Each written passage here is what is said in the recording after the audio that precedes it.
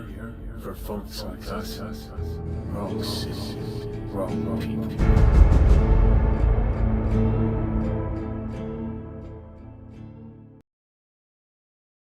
Alright, welcome back to the channel everybody. Aesop Grim here, and this is the continuation of my playthrough of Bannerlord 1.3. We are now at war with Sturgia. Our king declared war on them. And I want to give you some full disclosure here. Let me show you. I had played this through off screen because I told you I was going to play until the next war.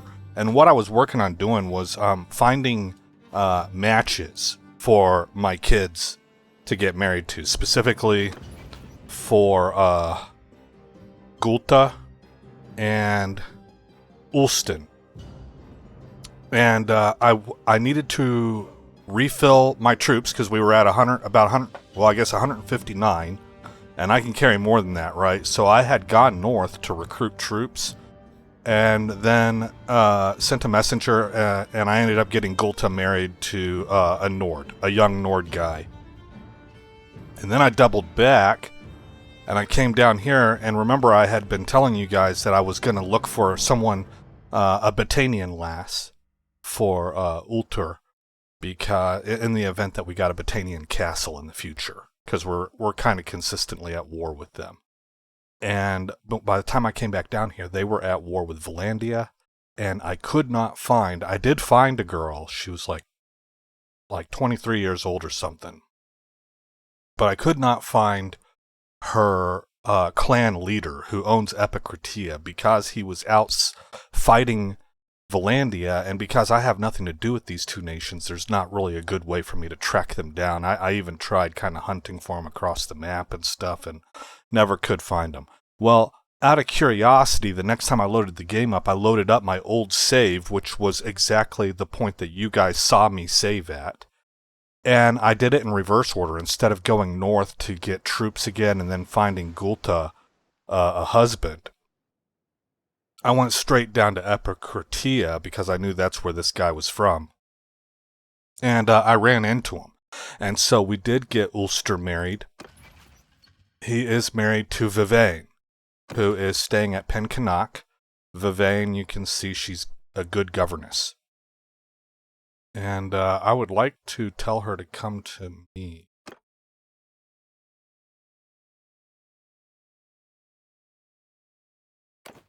But I would expect to find that option right here, and I don't see it. So there we go, there we go. That's how you got to do it. Recall this member to your party. Yes. Alright, so she's on her way to us. So I got her married, or I got him married, and then I got Gulta married also. I did send a messenger. Apparently that hasn't happened yet. Maybe I had a hard time. Oh, that's what it was. I was on my way to his castle for the guy that I was going to marry Gulta to, which he owns Hargard and Hjalger Castle. And I think I maybe haven't met him yet. That's why there's this dot here. I was on my way there to go and meet him and then ask to arrange this marriage between her and the young man of his household that I had decided I wanted her to get married to. And at that point in time, we declared war on Sturgia. So now in that last playthrough I did where I went north first, we lost our castle. And we ended up picking up Vladiv Castle, which was kind of a net positive for me. Vladiv is much closer to our own territory. I would really prefer to be over here, to be quite honest, but since this reload worked out so well, I have since then moved back to Ustakal Castle, and we're going to defend this area if we can. I've called my wife's party to me. She now has like 71 people. Yeah, right there, you can see it. And we're going to raid these villages to see if we can help contribute to a win against Sturgia. So let's go get this village right here. So now you're all caught up. How long did that take me? About 5 minutes. It's a little bit. I would prefer to have that done in 2 to 3 minutes. I talk a lot, so I'm constantly trying to find ways to be more economical with my words, but it's just not my style. So it's something that I constantly work on. I have a big belief, guys, that God doesn't make garbage, and so everybody out there, you have a skill set, you have things that you're good at, and you also have things that you're not good at, because God also made humans to where they need to work with each other. That's why we have societies. We have civilizations. We have a phrase called "no man is a battleship," meaning that nobody out there can go it alone. You have to have somebody's help at some point in time.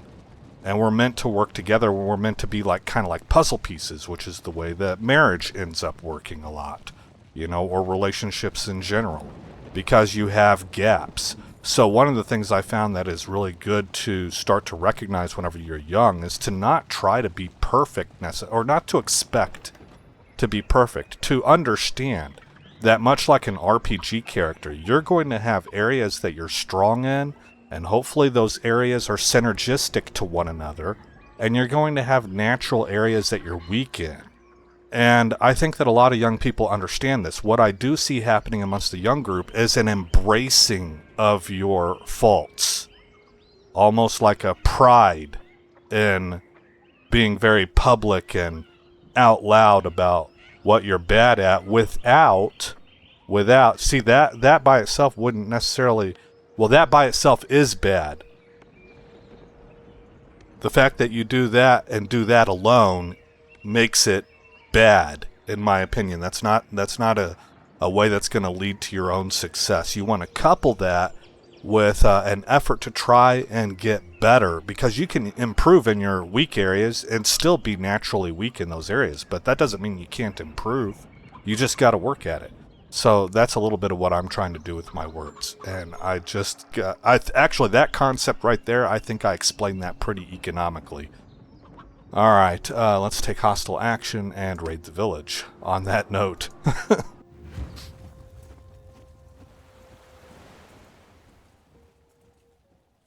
Warriors! So it's like a double-headed dragon there. On the one hand, you want to be able to acknowledge that, yeah, I do have some weak areas, without that necessarily crushing you, crushing your ego, taking your will to live or your will to work and try to become something away.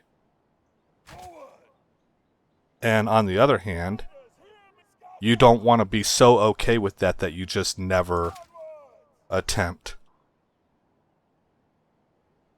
to get better. Oh, I see. Yeah, let's go ahead and put all the cav into my group and get rid of this unit right here. I'm just gonna, while we're just hitting villages, I just want 3 groups.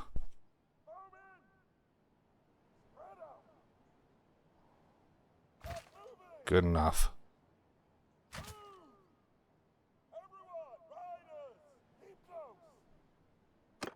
Hear me! Face up! Archer, onward! Alright.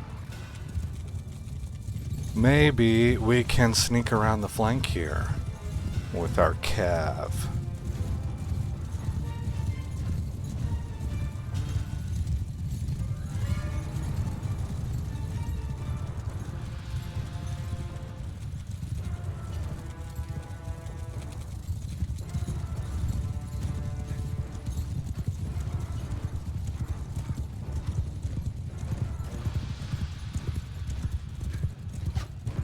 Busting out the trees. We're going to hit their front lines. Maybe I can roll around the lines. Yes, I can, it looks like. We are exposed to their javelins pretty badly.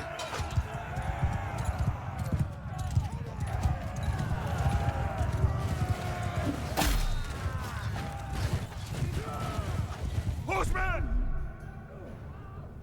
At them!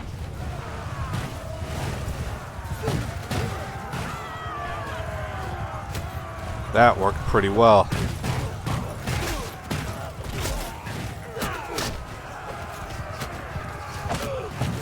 Ooh.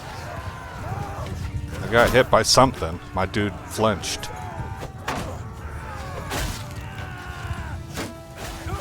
Alright. Well, that was a pretty fast route, guys. The timing on that worked a little bit better than I was thinking. I did try to time it up pretty well, but I really thought that I had gotten there early with my cav, but I think it worked really well. I think my cav did crash in as my infantry was coming in, and that spooked everybody. And their entire front line collapsed very rapidly.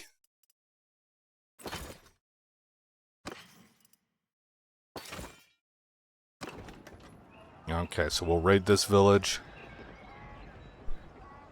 which is going to help us with food. We're going to need food to sustain because we don't have anywhere that we can go buy, not quickly. Unless we're able to get in the water right here, but I don't think so. I think my ships are at Omor. So I would have to actually travel down this entire spit of land and probably go to a Nord village to get food. So whatever food we can get from these villages, that's what's going to sustain us throughout this war. Alright, that's village number 1. Let's hit the next one right away. Yeah, shut up, man. We're doing this. We're doing a lot of it.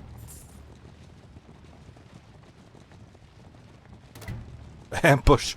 The messenger was ambushed and eaten by a grue while trying to reach Vivain. That's alright. I got what I needed. Uh-oh. Oh, there we go. Okay, there was a bunch of those messages. Vivain is on her way, so hopefully she doesn't get eaten by a gruen or whatever. I'm almost certain that that's like the message you get whenever this mod has a hiccup. So that shouldn't affect Vivain traveling to us. That was just the mod having a hiccup. Alright, we're going to raid this village. And same thing here. And there she is. Vivain is now with us. I don't know if she's mounted or not. Probably not. She's not. She has 0 riding skill. I'm going to put her into group 1 here. Warrior! Onward! Archer! My group! Advance! Forces! Stick to me! Yeah! Alright, let's do the same thing. That seemed to work pretty well. So we're going to roll around the right flank here, using our cav speed to hopefully make up the difference in distance that we're traveling, so we can arrive at the appropriate time.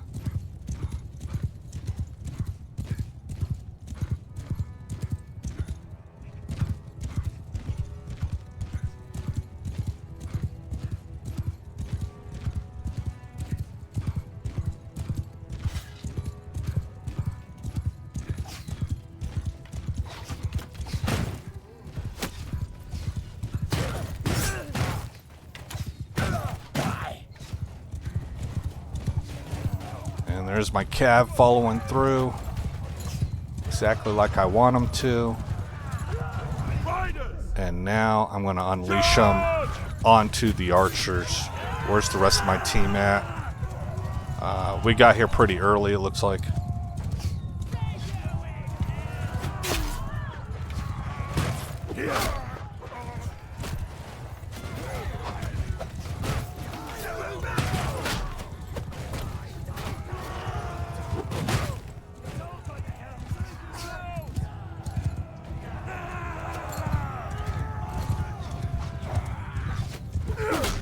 Oh.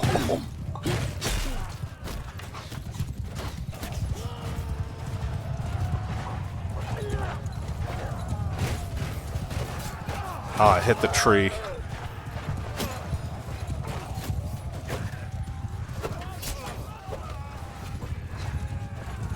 Oh, that's my guy.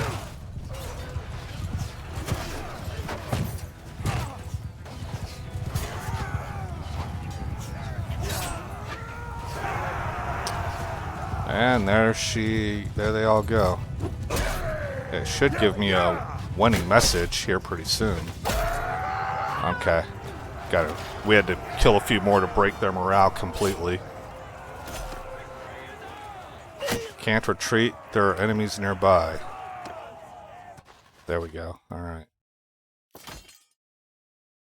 See, that kind of goes in line with what I was talking about a few episodes back, where I was talking about you want to break your enemy's spirit. You see the same in things like football games. She has upgrades. Do we have a glaive for you? No.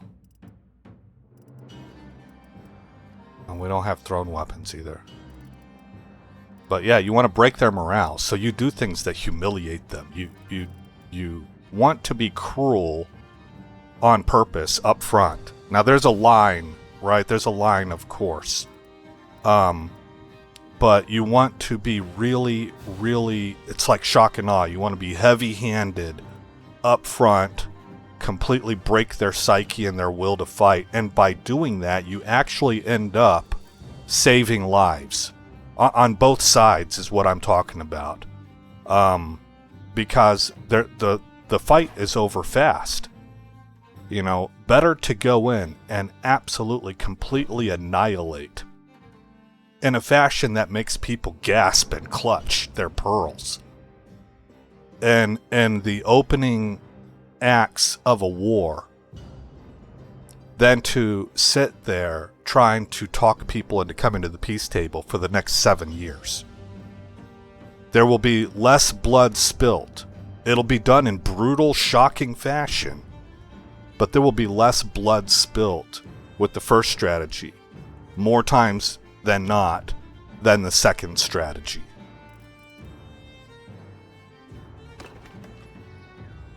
Alright, we're gonna raid.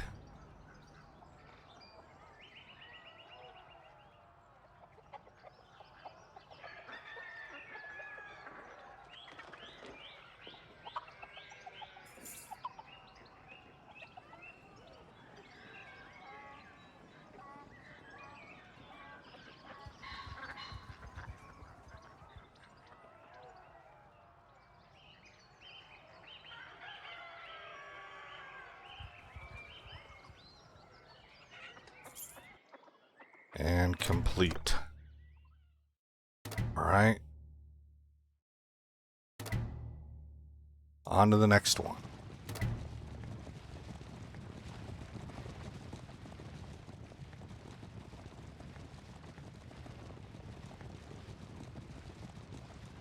Vivain's getting a lot of skill points. Well, there's a bunch of people getting a lot of skill points, but Vivain's getting more than the others. She's pregnant? Yeah, alright, nice.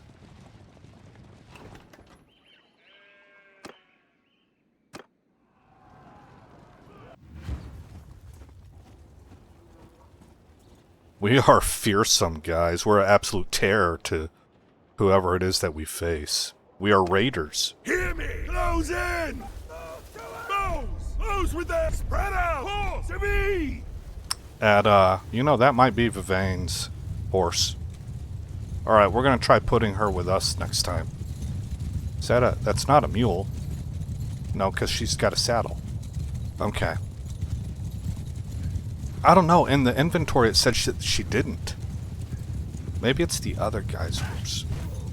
I have another guy that's in that front line. Alright, we're gonna come up here.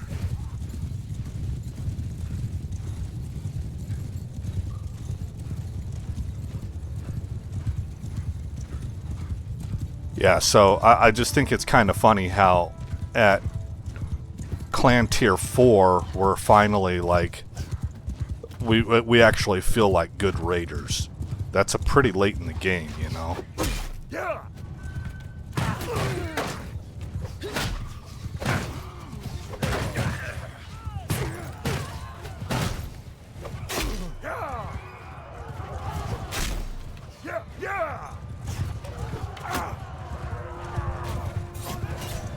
Horsemen!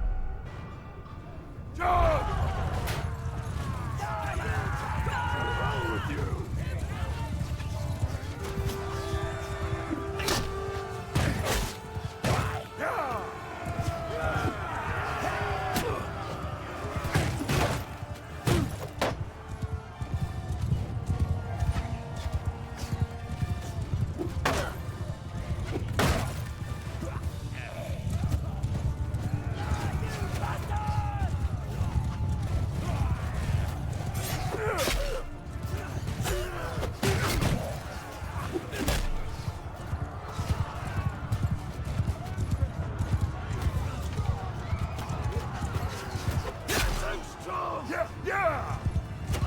Look at all these dead, my goodness. It's a grisly battlefield. Okay. Let the rest go.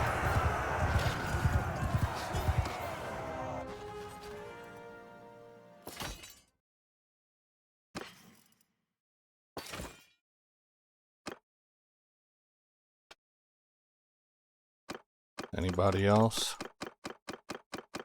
No. Okay, so I know I have another... So here's Vivain. She does have a horse. She has no saddle. And I don't have a saddle? Anywhere in here? Nope. Who else did I have?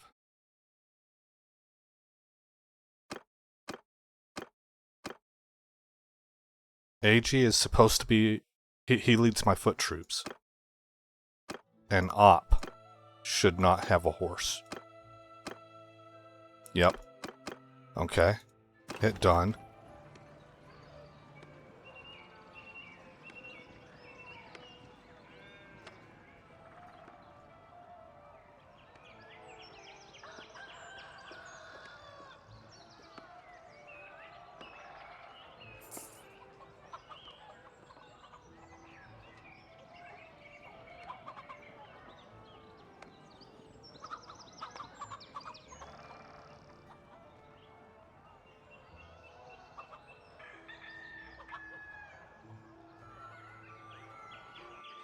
And there we go, on to the next one.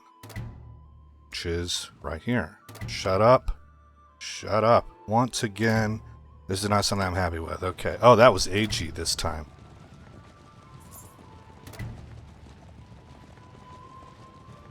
I wonder if there's a good way to counteract those negative points that you get for raiding.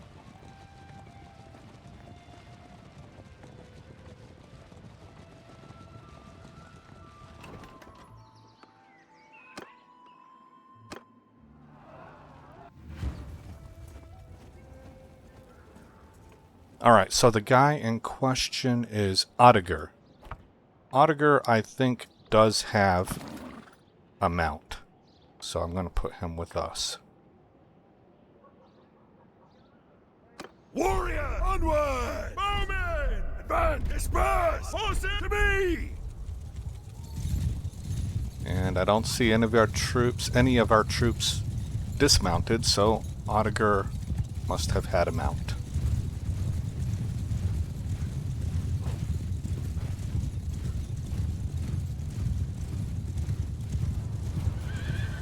Let's maybe hold up and give the rest of our team time to get there. We want to kind of crash into them right before our guys arrive, or maybe like a medium amount before, to try and keep the archers from firing on them as they approach. For like the last half of their charge, maybe.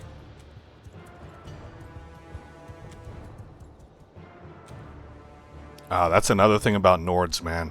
Athletic. So we're fast. This might be my favorite faction, just because I kind of like to build up my own cav troop out of companion units. Well, stay away from them. Javelins.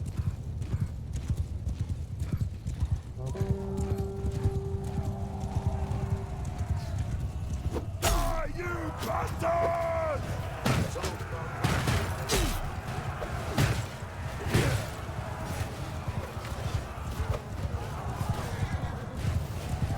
Pull them all the way through.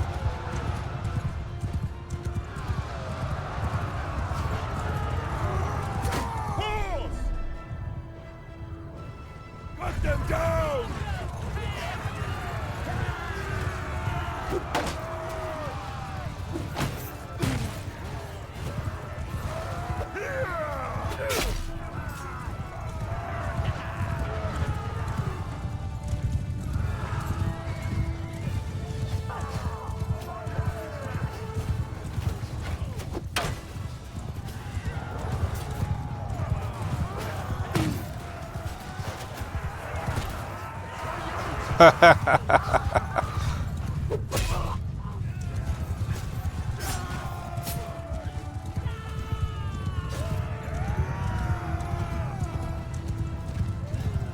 Oh, this dude's just standing there terrified.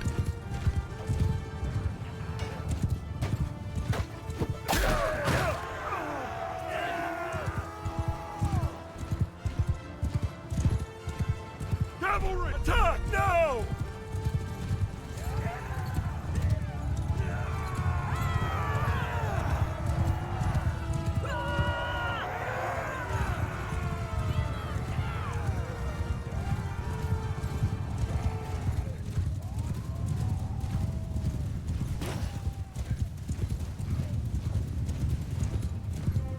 This group of Sturgians took a long time to break.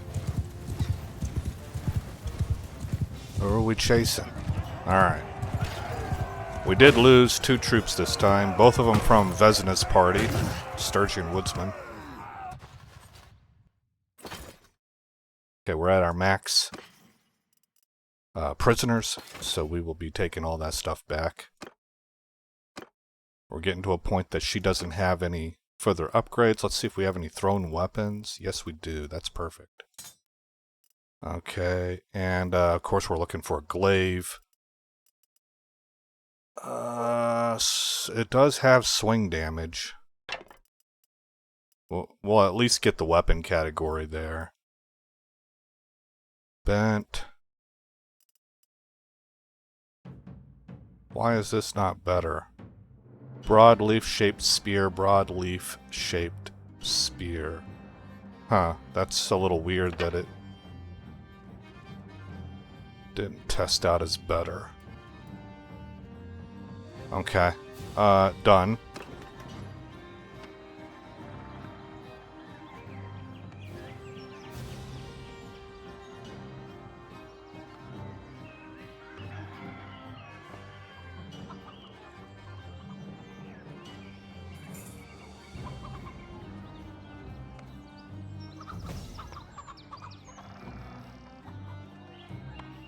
So I'm all ready to tell you guys just what kind of how I'm feeling. I'm already pleased with how long I've played this, and I've played it on fast mode to see the family develop, the clan develop, people get older, kids get married, they start having kids. So our guy has grandkids right now. I want to continue playing until I at least play as one of the descendants. At least one. And I think that if I do that, it sets me up to play something like a Banner Kings mod, which supposedly fuses elements of Crusader Kings 3 with Bannerlord. Because for... Vladiv Castle is taken. Because, for example, you know, we have Uskatov Castle, and if we recruit from there, they are going to be Sturgian troops. Well, over a period of time, I would like that to become de jure Nord. And now the culture switches to Nord and you get Nordic troops. See, I think that would be cool. And you don't get the penalties anymore on your castle for a foreigner owning that land. But it has to be controlled for a long period of time before the people accept that. Let's see, as an envoy, because she's a girl, so I'm trying to train her up more as a governess, is what I've kind of decided to do. Since we'll be marrying her away to other nobles, we'll probably lose her, in other words. She won't be part of our party, so I want her to be a good administrator and be able to stay home and take care of the kids and manage the property and all of that while her husband is away for war trying to further the kingdom. Guard, hunt, challenge, social skills. There we go. Okay. And she got some roguery, some cunning. Then we have this one. Now this is Gan. This is our eldest child's child. This is our first grandson. So, we're going to give him intelligence. And I would like to do intelligence again. Yes, it worked. And then he got some vigor and some endurance as well, so that's perfect. That's exactly, those are all of the traits that I would want to primary first for him.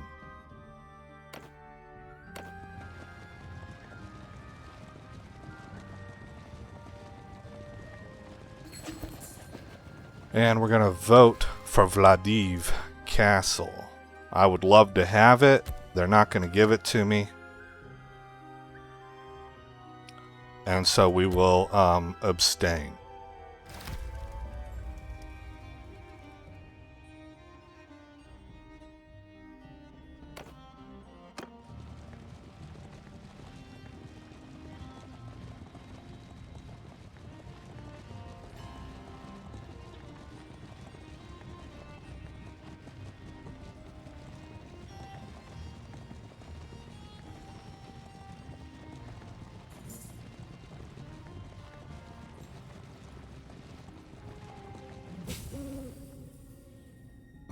Okay, we're probably going to go clear that camp out. But let's go to the dungeon first. Manage prisoners and donate these guys all over there. They will eventually become castle guards. Okay, while we're here, let's take a look. We are working on the siege workshop. It'll be done in 2 days. So the next thing on the list is a mason. So siege workshop will move to class 1. We already have class 1 fortifications, so we accomplished that also. This is the second item that we're working on. And then the mason will be the third item. Bricks are at 17. Loyalty is improving slowly. Security's going down, but that's something we'll get to down the road as we improve the castle itself. And I think 19,000 is pretty strong for its reserve. Adds plus 20 construction and costs 250 dinars a day. Okay. So that's going swimmingly. What's our garrison look like? We have 122 of 277. Very well. Perhaps what we can do, if we mouse over this, our settlement income is only 161, and that's because we're at war right now, is what I would imagine. So I think what we can do, because I have 1.58 million, I think I can afford to establish a recruiter. Maximum number of troops to recruit, 100. Recruit prisoners, yes. Recruit from region, yes. And any culture is fine. Recruiter only recruits elite troops, no. Prisoners above the threshold, yes, I guess. Recruit only elite troops in this region. That's interesting, that's neat. Allowed to buy horses. No, I don't think so. Create new recruiter. Set the number of troops the recruiter must recruit before returning. Let's say 25. Hit OK. Recruiter, recruitment culture. Which culture should the recruiter party recruit from? And we'll say any.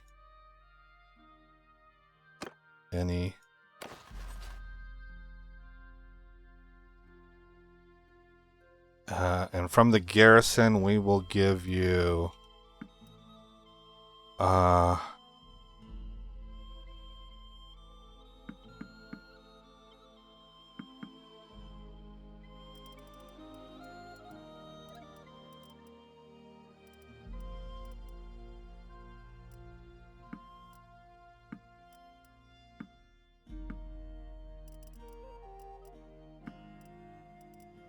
okay. Nearly 50 strong sounds good to me. Here we'll give you 47, 48. Actually, that was 49 and 50. Okay. There you go. Take a walk. Go recruit.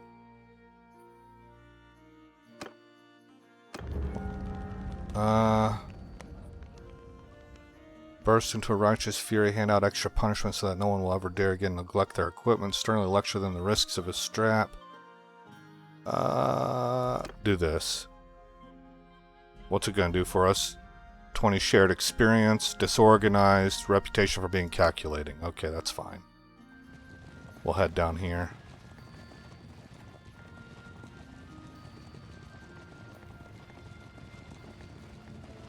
I guess as long as we've got all these guys bottled up.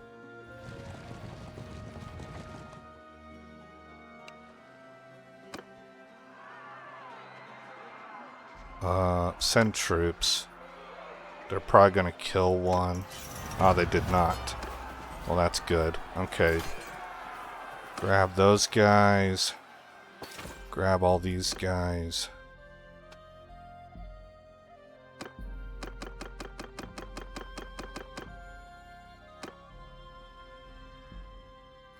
Hit these. Same thing. We lose a Skjaldbrestir and a Sky God's Chosen. Okay.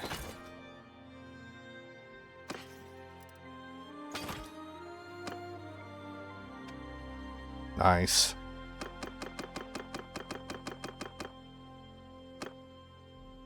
And then take out the hideout itself. If we can. 40% chance. A monarch abdicates. With the election of a new monarch and the objective complete, the Dionykos League of Western Empire disbands. Hey, it worked. Excellent. Back to Ustakal to drop off our prisoners. And then we're going to go do some more raiding.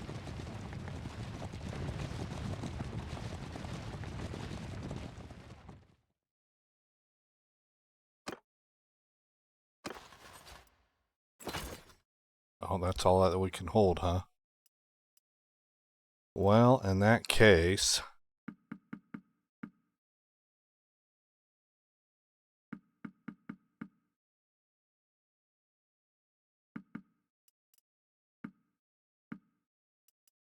There we go.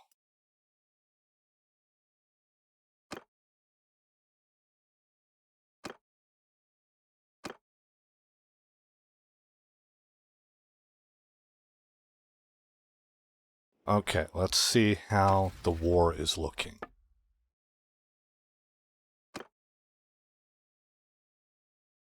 We have more men. They have more war exhaustion, but it's a little closer than I'd like. We have inflicted far more casualties. They captured a town. That sucks. No. Yeah. We captured a castle. They took a town. They must have taken Balingrad back. I bet that's what it is. And we've raided 11 times, but the war score is in their favor. Okay. Let's take a look at the map. Yeah, Balgard. But Sidurnic's army is on its way, it looks like, so we'll see what happens with that. Probably after this war, I'm going to put together another war band, and then we're going to be getting, I think we're going to be approaching the size we need to sack castles and cities. And that's going to be a game changer when it comes to the Nordic kingdom.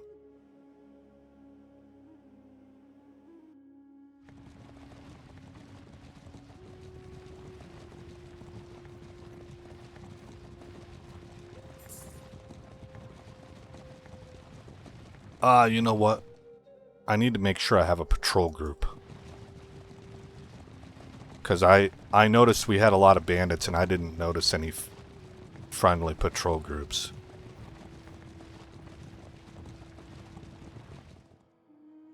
Okay, we want to go right here. Guards. Create a new guard party. Automatically create a guard party to defend villages. Yes. Automatically create a guard party to roam the region. Yes.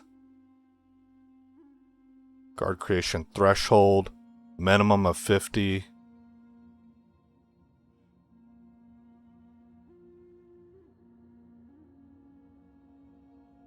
Oh, I see. So, the guard party size is 50, and the garrison minimum has to be 100 before it will let them form a party. So that you can avoid leaving your castle completely undefended.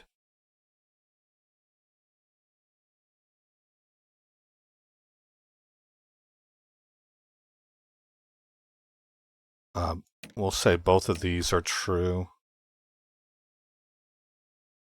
Okay. Create. So I have 72 of 277. Let me...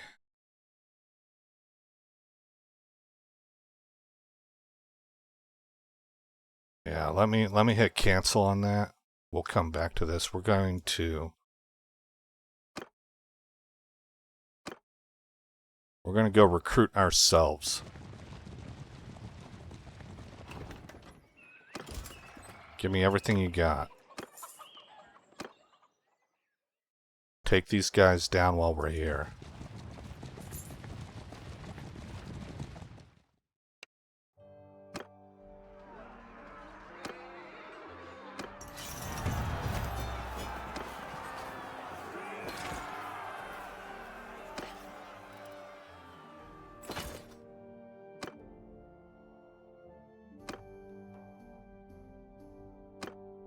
Where is she? Vivain.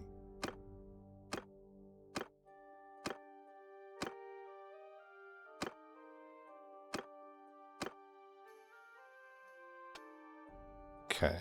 Did we get a saddle? I guess not. It would have equipped it if we did.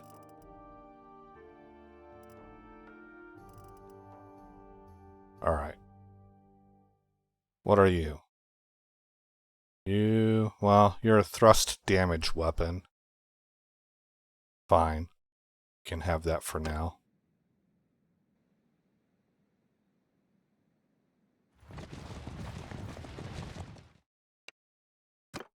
My gosh. Why don't you guys ever just surrender?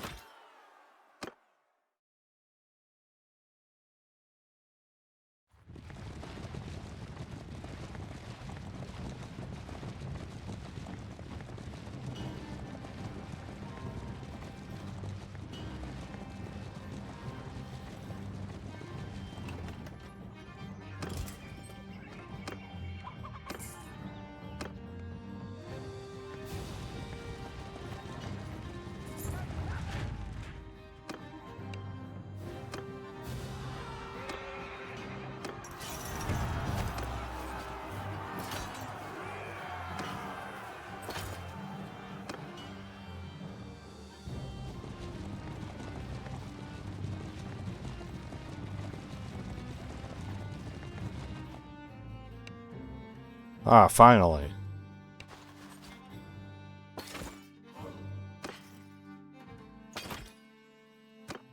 Okay. We've cleaned up our lands. Let's deposit the Sturgian troops we recruited and then create a guard party, hopefully. Manage garrison. There's no culture here. I mean, it does say custom.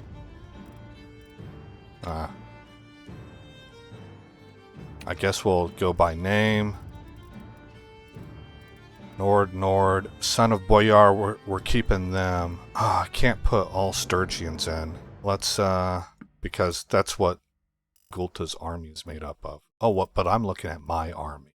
Okay, here. You have those guys, those guys, those guys, those guys, those guys, those guys. I think Varyags are Sturgians.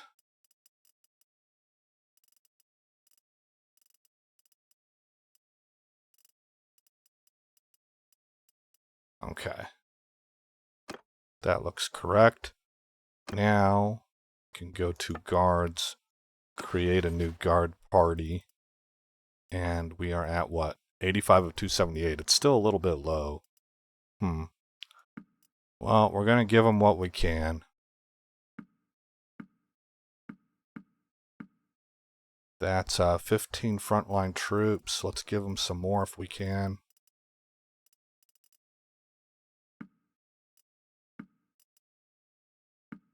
There's 23, 24, 25. Okay. Then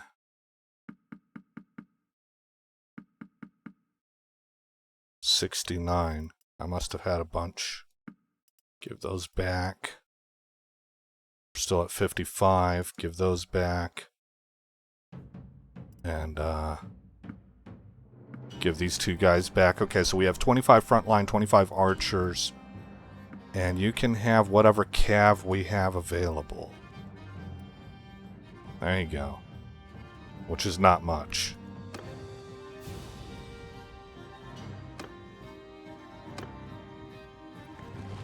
Alright, so I have a guard party on patrol now.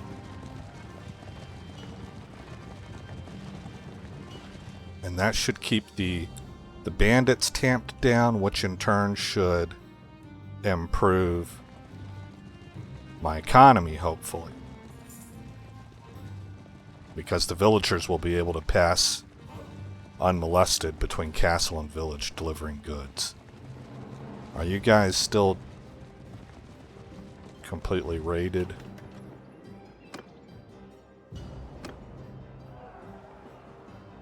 Ah, we get to attack you again. Hear me! Onward! Arrow! Spread a shot! Horses! On me! It's a nighttime assault. Where's the moon at? I don't immediately see it.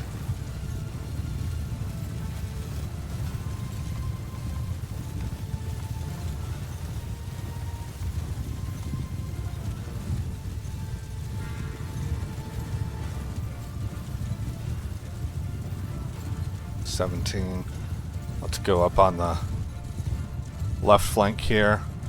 See if we can attack from the high ground. Comes my group. Alright, through the trees.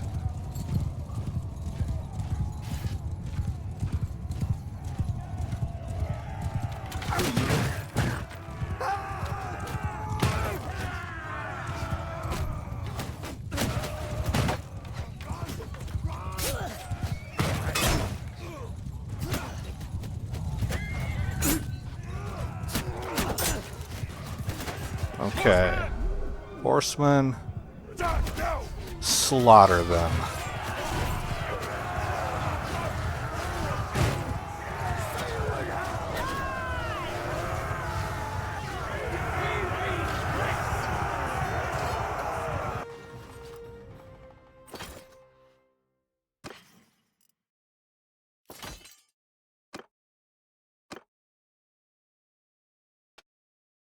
What'd you get?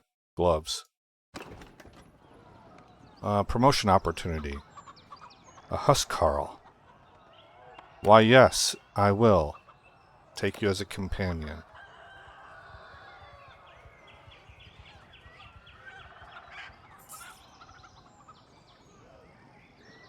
This has been fun. Having the companion side unlocked and forming my cavalry out of companions. I've pretty much been working to one degree or another with that kind of concept from the very beginning of my Bannerlord playthrough. I've always kind of liked that idea. But this is the first time that my cavalry has been exclusively made of those guys, and it might be like standard operating procedure for me going forward. I don't know. I'm sure just for variety's sake I'll probably want to try some other things.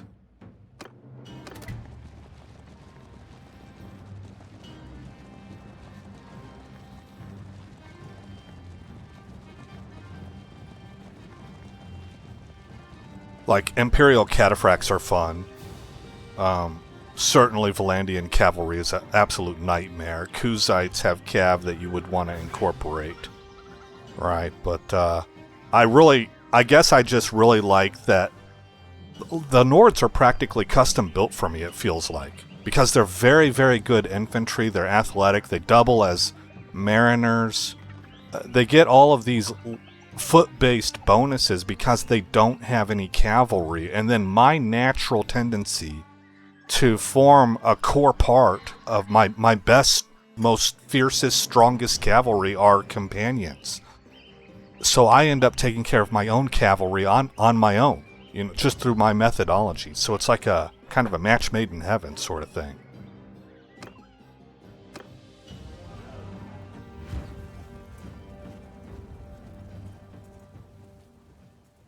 Okay, that's my new guy. He's a foot soldier right now, so I'll put him right here. Warrior, advance! Spread those in! Horses, stay close! Let's wrap around the right flank this time.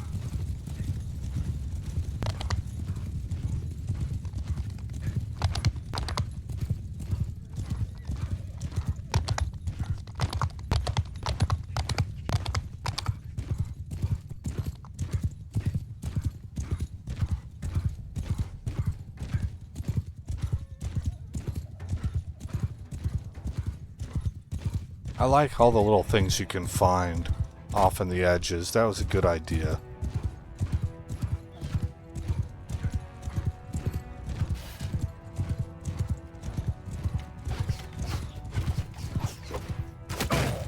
Hit a tree.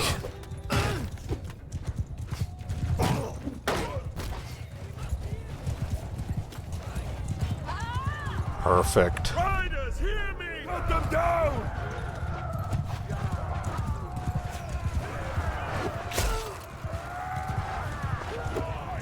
Hit a tree again. With my my pole arm.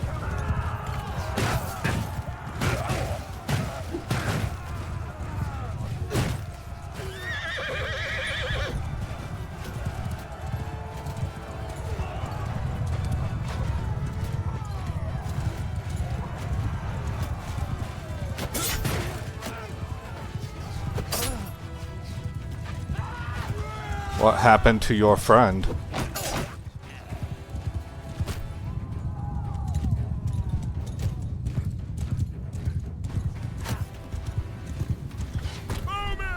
Hear me! Kill them all! I just told the whole army to kill everybody. Okay. And we're done. More raiding.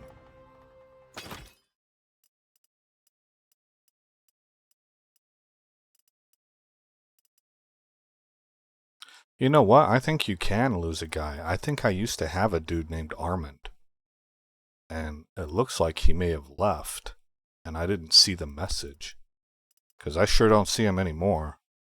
And that's the one that used to complain about raiding. So now it's AG. I would hate to lose him. I just got his backup if I do lose him.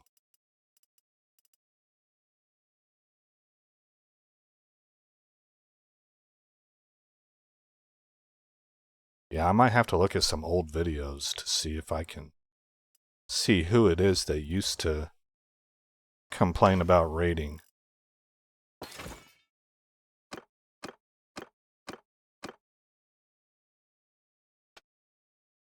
Oh, I don't want you to have an axe. We do swords in this business.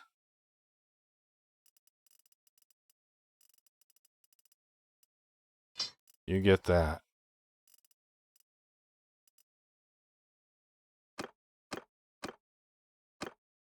Where's Vivain?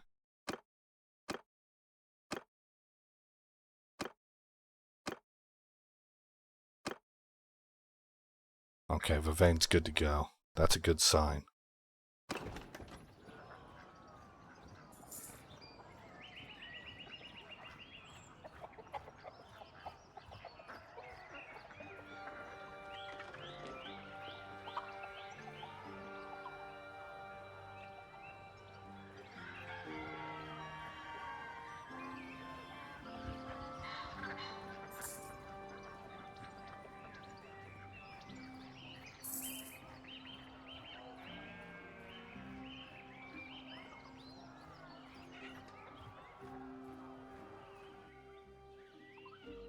Okay. And so AG's gonna complain to us again. Sure. Oh, actually he might not, because these two were so close together. Alright, let's look at clan. Let me just go through the roster here. Andrik, Gulta, Vivane, Ulston, Sila, Gerja, Gan, Kirislava, Perrin, AG, Op, Leaf, Gunner, Forston, Vimy, Adigar, Benroar. Yeah, sure seems like there was his name was like Armund or something like that. Armund. That doesn't really sound like a Viking name though, a Nordic name. So I'm not 100%. 1, 2, 3, 4, 5, 6, 7, 8, 9. When it comes to cavalry, we got 9. Well, no, we don't. We got 9, 8, 7. Subtract these two. And don't count her. So these 3 don't count. Kirislava, AG, and Op. So we have 7 cav. I would love to have that at 25. But that's a long ways down the road. That's a lot of promotions. Oh, you know what? We got more than 7 because we have family members riding with us. That's right. So she's now a warband leader, so I won't count her. But 8, 9, 10... I shouldn't count her. 9, because she's going to be leaving. 10... Vivane's actually pretty. How about that? Oh yeah, she turned out alright. In this game, that's kind of hard. Like, the PC don't really tend to do that too well. 10... Alright, we're at 10. See, and that's another thing. Watching our Kingsguard or our companion cavalry grow over time. It's another reason why I like the Nords. It fits really well with this idea that I like to do this companion cavalry, because as your family expands and people grow up and become adults, they become part of the companion cavalry as well. So all of this, you know, your promotions and your family members that ride with you are all kind of like measurements of time. So it feels like progression. It feels like a family moving forward. Let's see if we can take this hideout down.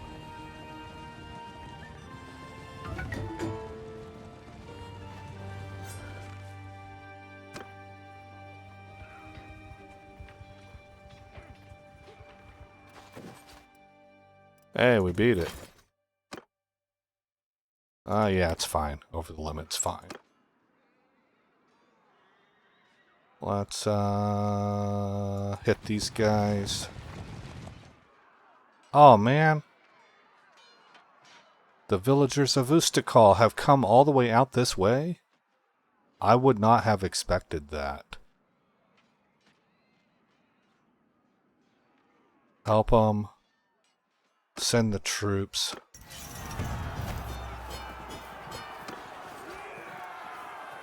Yeah, it's fine.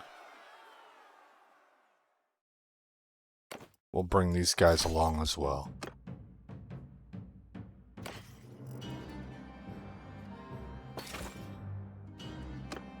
Where are you, Vivane?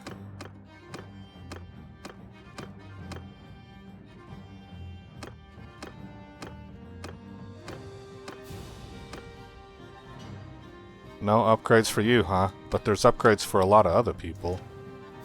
Let's do that. Let's just click this. There we go. We upgrade everybody that we could.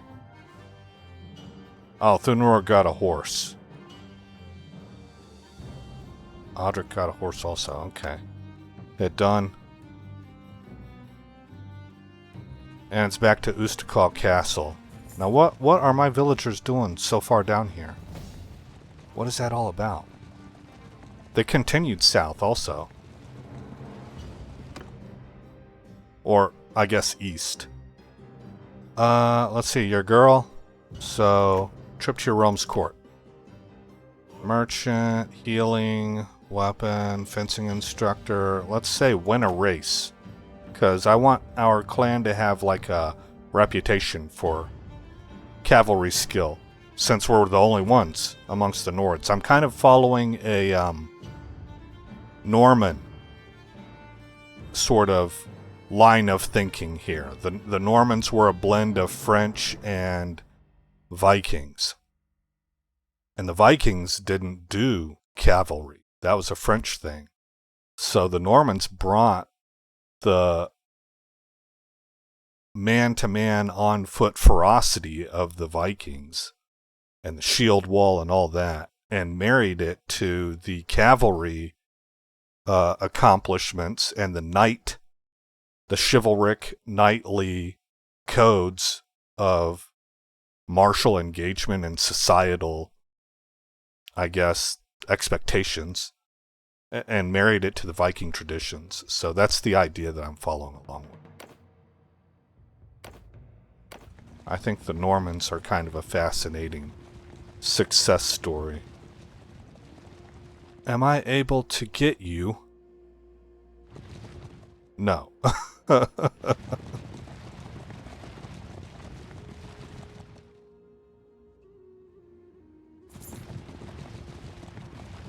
See, these villagers right here were all the way down there towards the southeast. I just don't understand that. Okay, so to the dungeon. Do you have room? Ah, darn, you do not. You do not. Okay, well, what about the garrison? We can give to you these guys. Everything else should be a Nord, yeah. Okay, well, you know, go through your accounts to see who might owe you back taxes. That sounds like a good idea. Oh, let's take a look at where we're at. Alright, so we are working on the Mason now. It'll be done in 25 days. It's approaching 30% completion. We're doing fine on money. Construction's at 16. Bricks. Got our siege workshop we were looking for. +1 ballista when siege starts. Plus 20% bonus to siege engine production speed. That's for level 1. Okay. And the fortifications, level 1, plus 50 bonus to garrison capacity. Plus 30 increase to prison capacity. Well, that's nice. Okay. Hit done. Mouse over, see what it's doing. Settlement income has actually dropped to 93. So, it is what it is. Let me go to armies. And maybe, how do I plus this up? Cohesion, 81. Oh, that's Gafnir's. Oof. Manage your army.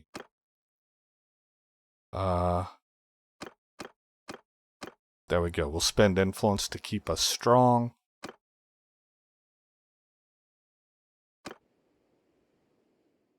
And we gotta basically head home. We do. How are we gonna get off this island? That is a long-ass trip. Okay, we can't go home. Yeah, I kind of need to. I need to recruit. We're going to go down to Epicratia to sell stuff. Did we ever take that town back?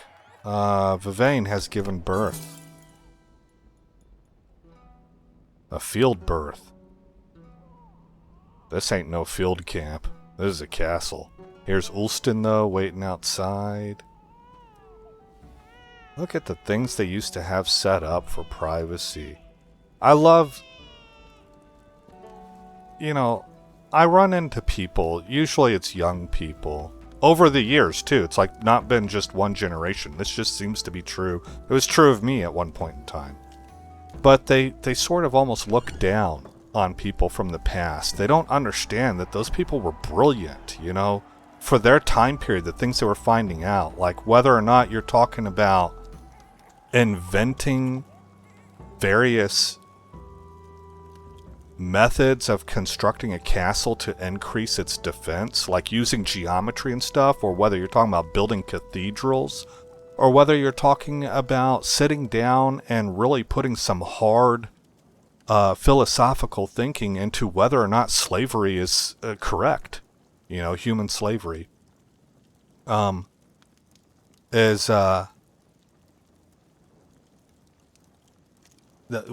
these people accomplished for their time and circumstances is astonishing to me, and I just find it really kind of shocking, and I would include myself in this at a certain age, where it's almost like it must be a lack of hubris. Like, can you not? Does it not occur to you whenever you look back and you're like, man, people in the past were evil and dumb and stupid, right? Foolish and unscientific.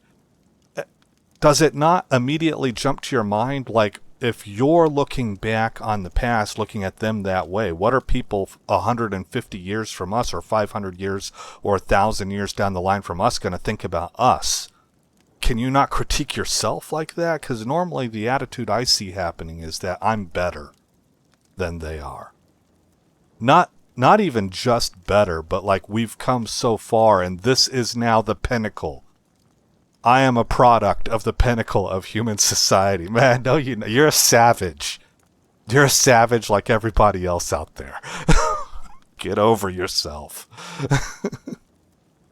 All right. Where are we at for recording? Well, we're over an hour. So that's actually kind of perfect. Let's hit save.